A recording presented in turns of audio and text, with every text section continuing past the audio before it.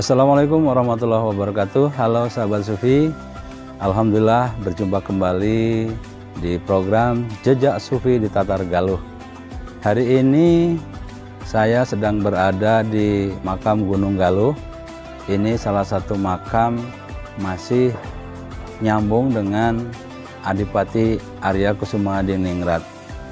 Kita berada di makam keramat Gunung Galuh, di mana di sini dimakamkan dua orang yang sangat berjasa terhadap keadipatian Galuh, yaitu Adipati Adikusuma yang memerintah dari 1819 hingga 1839 bersama penasihat hukumnya Eyang Bagus Satariah. Jejak Sufi yang akan kita ungkap di sini adalah bagaimana peran tarekat Satariah yang dibawa oleh Eyang Bagus Satariah atau Pangeran Natareja dari Kesultanan Cirebon begitu mempengaruhi suasana Kabupaten Galuh pada waktu itu. Dan ketika Adipati Adikusuma memimpin keadipatian Galuh, ini posisinya sudah berada di Cirebon, ya, tidak di bawah Mataram, tapi Galuh di bawah Cirebon, digabungkan dengan Panjalu dan Kawali. Jadi ketika resminya Galuh digabungkan dengan Cirebon itu 1806 ya, sampai 1809. Jadi ketika tahun itu sudah digabungkan dengan Kesultanan Cirebon. Yuk kita akan sungkem dulu ke makam Adipati Adikusuma.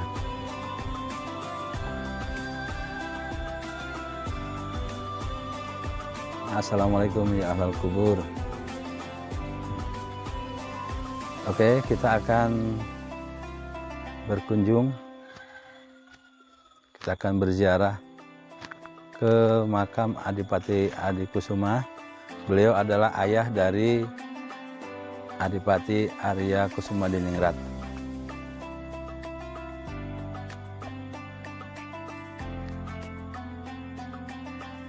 Assalamualaikum.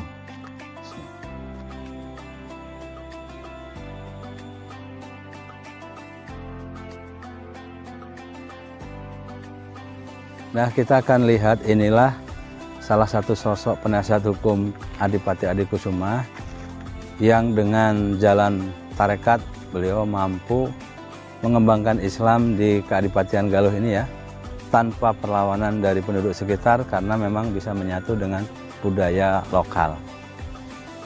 Nah, ini salah satu utusan dari Kesultanan Cirebon.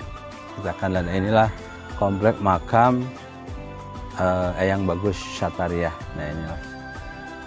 Nah, beliau tidak bisa dipisahkan dari Adipati Adikusuma karena beliau penasihat hukum yang juga merancang penggabungan Panjalu dan Kawali dalam Adipatian Galuh ya, Kabupaten Galuh.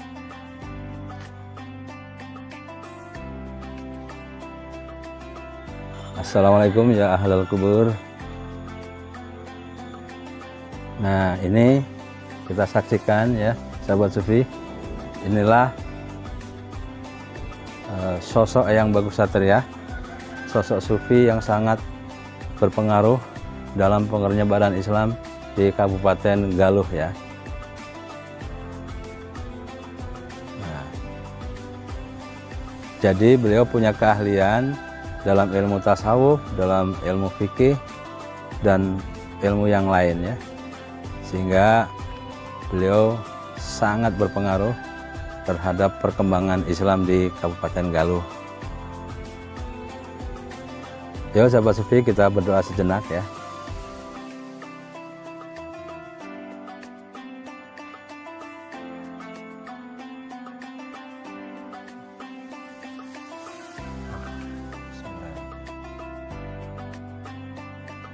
Ya, demikian tadi sahabat Sufi, kita sudah berdoa di makam Eyang Bagus Satariah, salah satu sosok Sufi yang betul-betul mendampingi Umaro hingga akhir hayat dan dimakamkan berdekatan dengan Adipati Adikusuma.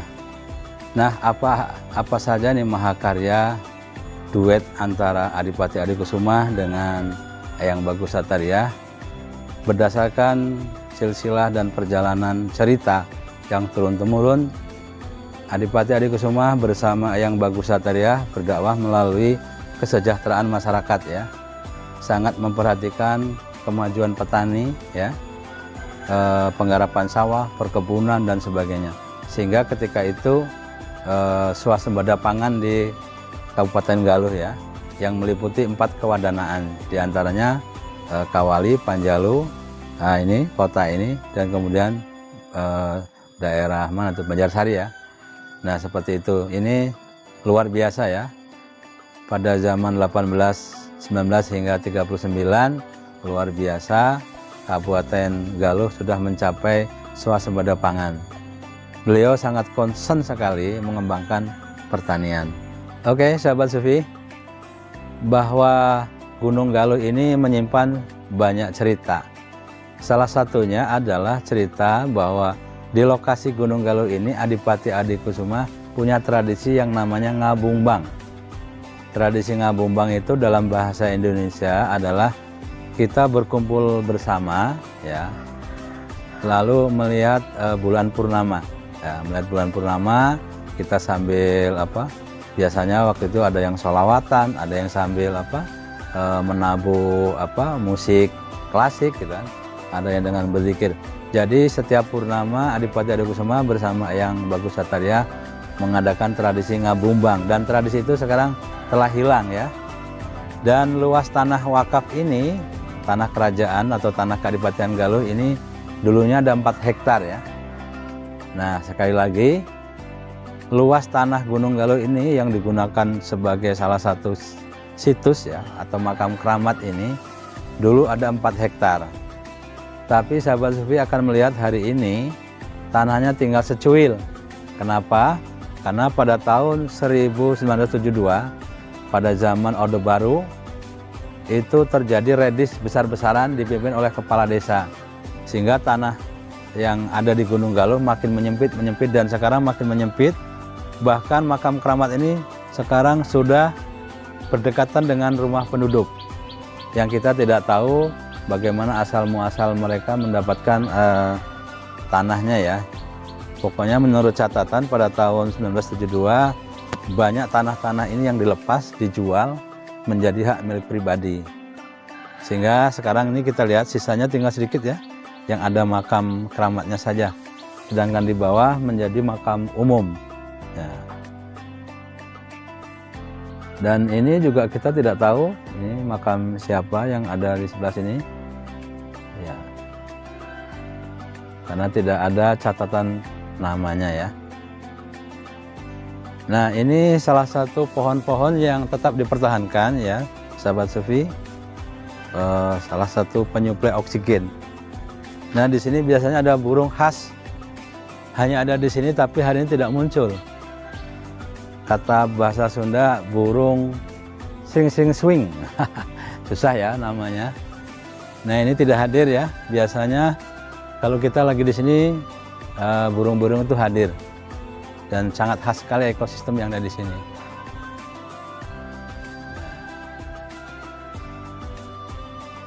Ya oke. Jadi sahabat Sufi, luas tanah yang dulu awal-awal 4 hektar, kemudian pada zaman Orde Baru, tepatnya pada 1972, 1973, beberapa kepala desa itu meredis sehingga hari ini kita hanya menyaksikan sedikit sekali luas tanah yang ada di Gunung Galuh ini. Kenapa disebut Gunung Galuh? Ya, ini sebenarnya bukit ya, bukan gunung, tapi itu melambangkan perjalanan sufi. Perjalanan beliau sudah mencapai tahap ma'rifatullah ya. Jadi selalu perjalanan ma'rifat dilambangkan dengan gunung, sehingga disebut Gunung Galuh ya. Galuh kesucian ya. Galuh itu intisari dari kesucian jiwaan. Nah, kita kembali kepada perjalanan sufi, jejak sufi yang ditinggalkan oleh Eyang Bagus Sataria. Jadi, tarekat Sataria ini masuk ke Indonesia dibawa oleh Syekh Abdul Rauf Asingkili pada tahun 1615. Kemudian berkembang di daerah Galuh ini, salah satunya dibawa oleh Syekh Pamijahan, Syekh Abdul Muhyi, itu pada tahun 1619 ke sini ya. Sekitar 1700-an masuk ke daerah Galuh. Jadi Syekh Abdul Muhyi Pamijahan itu salah satu murid yang belajar tarekat Syatariah kepada Syekh Abdul Rauf Asingkili waktu di Mekah. Lalu Syekh Pamijahan karena akan mencari yang namanya Safarwardi ya, gua yang tempat bertapa Syekh Abdul Qadir Jalani, sehingga perjalanan Syekh Abdul Muhyi dari Galuh ini menuju Pamijahan Tasikmalaya. Dan kemudian kenapa Syatariah yang berkembang? Karena memang di Pulau Jawa ini tarekat paling tua, paling pertama berkembang di Pulau Jawa adalah tarekat Syatariah, yang di salah satu pendirinya adalah, bukan salah satu ya, memang pendirinya adalah Abdullah Ash-Shatar dari India. Nah, lahirnya tarekat Syatariah itu 1485 ya. Jadi ketika 1400 sekian Syatariah lahir di India. Kemudian pada tahun 1615 Masehi dibawa ke Kerajaan Aceh oleh Abdul Rauf Sangkili, dan Syekh Abdul Rauf satu-satunya ya yang membawa tarekat Syatariah ke Pulau Jawa, sehingga kemudian berkembang di Istana Kecerbonan. Jadi perkembangan tarekat Syatariah ini dibawa oleh Menak ya, oleh kaum Ningrat dari kerajaan-kerajaan dari Aceh ke di Jawa Barat, kemudian di Cirebon, di Kerajaan Cirebon. Jadi selama dikembangkan di sini, tarekat Syatariah berkembang pesat di Kerajaan Cirebon, sehingga sultan-sultan di Cirebon, Kasepuhan maupun Kanoman itu mengembangkan tarekat Syatariah ya. Sampai hari ini tarekat Syatariah masih berkembang di Cirebon.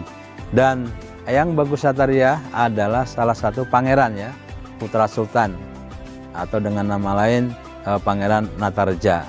Beliau salah satu putra sultan ya di Kasepuhan III, Sultan Kasepuhan III. Nah, inilah sosok sufi yang ikut berjuang menyebarkan Islam di kerajaan atau Kabupaten Galuh ya.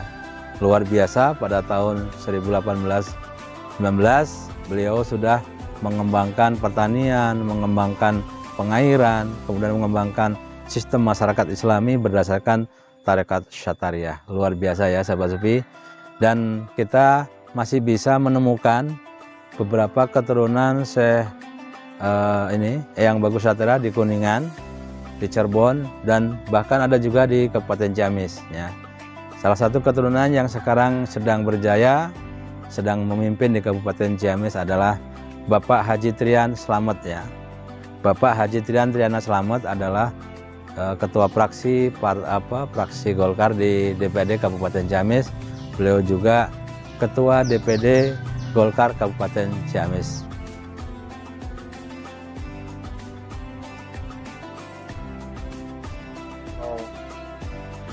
Oke sahabat sufi, demikian vlog kita hari ini di situs Gunung Galuh ya, makam keramat Eyang Bagus Syatariah dan Adipati Adikusuma.